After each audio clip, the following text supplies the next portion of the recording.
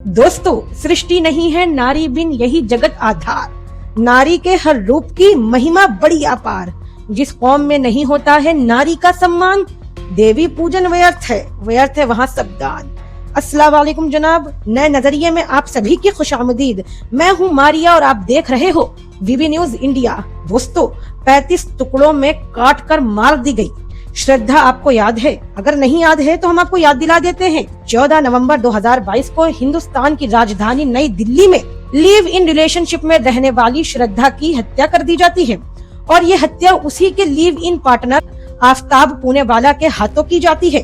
दोस्तों, जब ये हत्याकांड का खुलासा हुआ था तो उस वक्त मेन स्ट्रीम मीडिया ने जमकर तहलका मचाया था और एक धर्म विशेष के खिलाफ रात दिन इंडियन नेशनल टेलीविजन के न्यूज चैनलों पे डिबेट चलाया था। लेकिन दोस्तों, आज इस हत्याकांड के 2 साल बाद यानी 2025 के पहले ही महीने जनवरी में 3 महिलाओं के साथ ऐसी दर्दनाक घटनाएं घटी हैं, जिन घटनाओं के ऊपर हिंदुस्तान की पूरी मेन स्ट्रीम मीडिया के मुंह पे चुप्पी सी सधी हुई है। दरअसल दोस्तों, शिल्पी पांडे, खुशनुमा और वेकेंट माधवी 3 ऐसी महिलाएं हैं जो 3 अलग अलग राज्यों में रहती थी, लेकिन अब इस वक्त ये तीनों इस दुनिया में नहीं हैं। इनकी निर्मम तरीके से हत्या कर दी गई है। लेकिन अफसोस की बात तो ये है दोस्तों कि हिंदुस्तान की मेन स्ट्रीम मीडिया के न्यूज चैनलों पे इन महिलाओं को न्याय दिलाने के लिए नाम मात्र खबरें चलाई गई हैं। आखिर इसके पीछे राज क्या है?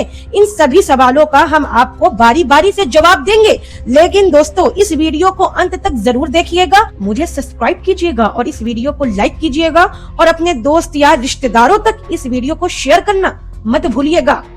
दोस्तों, तेलंगाना राज्य के हैदराबाद के जिले रंगारेड्डी के इलाके मीरपेट में के रहने वाले गुरुमूर्ति की पत्नी, जो कि 35 साल की थी, जिसका नाम वेकेंट माधवी था, उसके माता पिता ने 13 जनवरी 2025 को एक FIR दर्ज कराई। FIR उनकी बेटी के गुमशुदगी की थी। वेंकट माधवी के माता पिता की FIR की तर्ज पे हैदराबाद पुलिस ने वेंकट माधवी की तफ्तीश और तलाश शुरू की। लेकिन दोस्तों, गुमशुदगी की एक रिपोर्ट के पीछे इतना बड़ा हत्याकांड सामने आया कि पूरा का पूरा हैदराबाद हिल के रह गया। दरअसल दोस्तों, इस गुमशुदगी के हत्याकांड के असली पत्ते खुलते हैं 23 जनवरी 2025 को, जब हैदराबाद पुलिस ने वेकेंट माधवी के पति, जो पूर्व सैनिक था जिसका नाम गुरुमूर्ति था, उसको गिरफ्तार किया।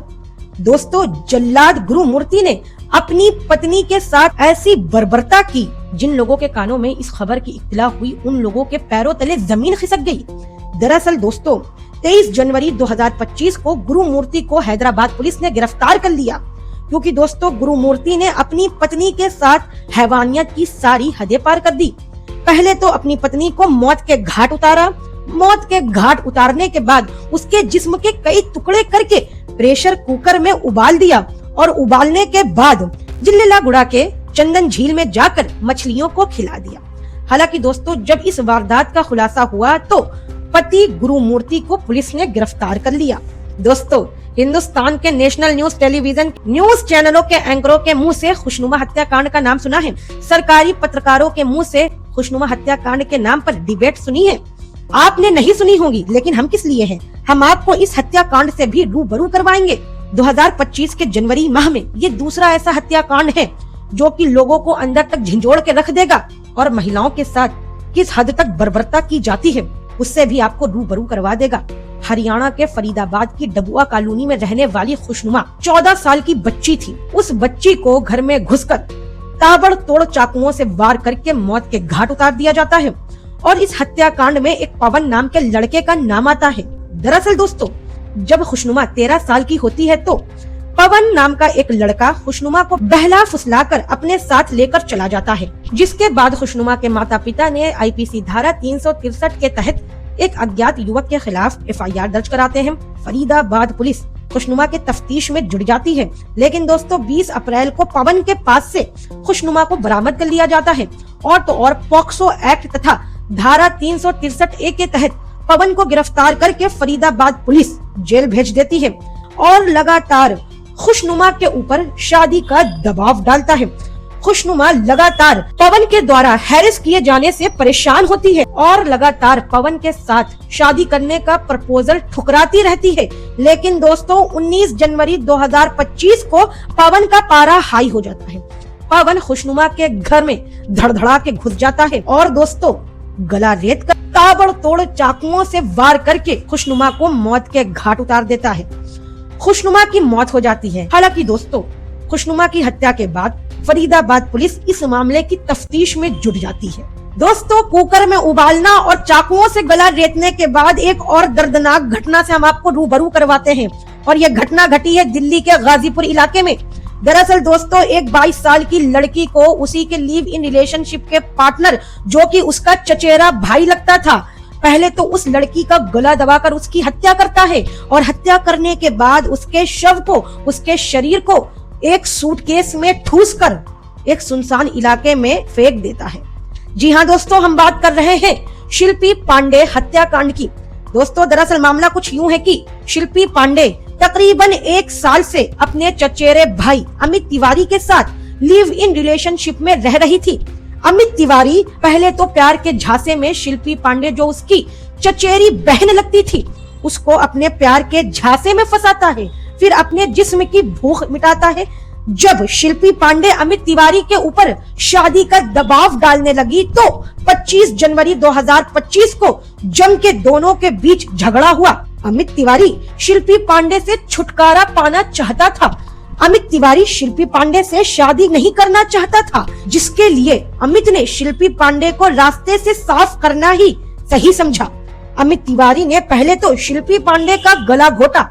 गला घोटने के बाद दोस्तों शिल्पी पांडे के जिस्म को बुरी तरीके से एक सूटकेस में ठूस दिया और ठूसने के बाद अपने एक दोस्त के साथ मिलकर उसके जिस्म को जिस सूटकेस में पैक किया था उस सूटकेस को एक सुनसान इलाके में जाकर फेंक दिया।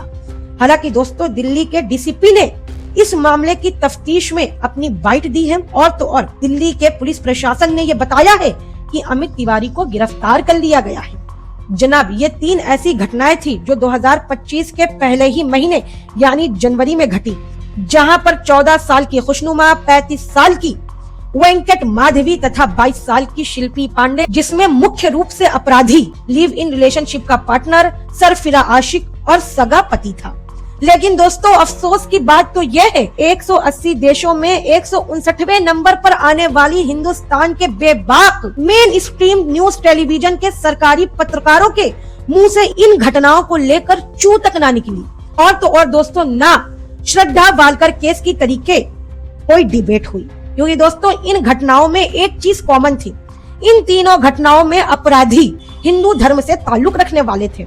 तो दोस्तों अगर इन अपराधियों पे चर्चा की जाती तो ना तो हिंदुस्तान की गोदी मीडिया को टीआरपी मिलती और ना ही हिंदू मुस्लिम के बीच किसी प्रकार की रंजिश पैदा करने की कामयाब कोशिश होती।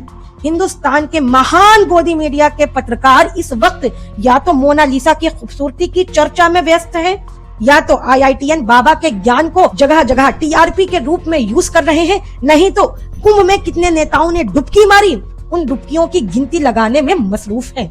दोस्तों महिलाओं के प्रति अपराधों में बढ़ोतरी क्यों न हो, हिंदुस्तान की केंद्र सरकार में शासन करने वाली पार्टी के खुद 54 से अधिक नेताओं के ऊपर महिला एवं बाल अपराध के केस दर्ज हैं।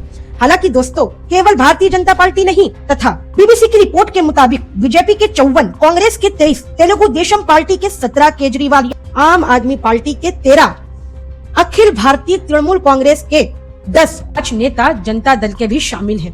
दोस्तों ये वही हिंदुस्तान है जहां पर बिल्किस बानो के साथ बलात्कार करने वाले बलात्कारियों का स्वागत फूल मालाओं के साथ किया जाता है। दोस्तों हिंदुस्तान में महिलाओं के प्रति बलात्कार या महिलाओं के प्रति हो रहे अपराधों में बढ़ोतरी क्यों ना हो, जहां आसाराम बापू जैसे जघन्य अपराधी जब जेल से रिहा होते हैं तो मिठाई और फूल मालाओं तथा पटाखों के साथ इन अपराधियों का स्वागत किया जाता हो। अब आपकी क्या राय है आज के इस वीडियो पे? कृपया कमेंट में अपनी राय देना मत भूलिएगा।